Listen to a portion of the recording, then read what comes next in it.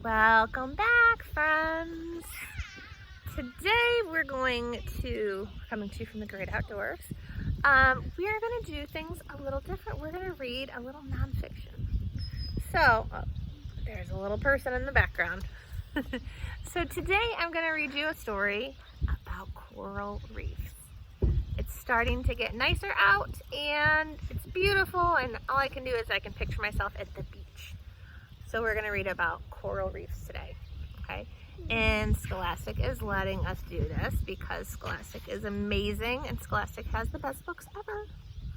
So here we have our table of contents. When we're looking at a nonfiction text, usually the first way you can tell it's nonfiction, you're going to have real photographs and you're going to have a table of contents. Usually in the back you have a glossary and an index. And here we have some tricky words and it gives us pictures and a definition. And then we've also got a quiz. So this is a super special book and I'm excited to read with you. Phoebe, can you scoot? Okay, so I'm gonna turn this so you can see the book a little bit better, okay? City Under the Sea. Don't forget The shallow ocean waters look calm. But under the surface, please don't read. Under the surface, a coral reef is a busy place. Hundreds, even thousands of different creatures swim and hide along the reef. There they can find food and shelter. They make their home in this city under the sea. Okay, so we've got a fun question. Ready for a question? What did the coral reef say to the water? You're so shallow. Oh my gosh. A coral reef is a very important ecosystem. More sea creatures live along coral reefs than in any other part of the ocean. Reefs are found in many spots around the world. Most reefs grow in shallow, clean ocean waters on either side of the equator. They need sunlight and warm temperatures year-round to survive. So here we have an example of an ecosystem, and here, excuse me, we have a picture of the earth, and all those little yellow dots, those are coral reefs. We have this little key here that shows us that. Reef talk. An ecosystem is all the living things and non-living things in an area. And the equator is the imaginary line around the earth, halfway between the north and south poles. So this red line right here that splits us in half, that's the equator. It's really, really hot at the equator too. Reef builders. Here we have a coral polyp up close, and here is a group of coral polyps.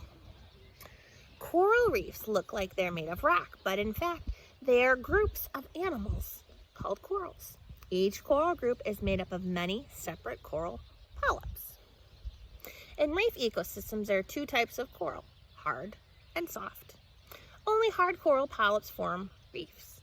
They're named from the hard skeletons, and they build at the base of their soft bodies. So there's a hard coral reef, and soft corals do not make reefs. A coral polyp is a small, simple animal with a tube-shaped body and a mouth ringed with tentacles at the top. When you're looking at nonfiction text features, you're going to also have these. These little guys are called captions, and you'll see a caption right underneath a photograph. And this is a heading. Sometimes you'll see subheadings. This guy right here is called a text box, and that gives you more information about the words that you find in your story. One coral polyp can be as small as the head of a pin, but when many polyps join together, they make a reef that can stretch for miles. New polyps build their hard skeletons on top of old ones. Over many years, these layers of skeletons slowly grow into a coral reef. What did one reef say to the other? Don't be so hard on yourself. Mom, we found a snake. In the zone. All coral reefs have three zones. I found a snake. A reef flat zone often stretches towards land. The crest zone is the highest part of the reef. The reef slope zone faces the open ocean. It's the deepest part of the reef. And here we have the different zones. There's the slope, the crest, and the reef zone. We've got some beautiful pictures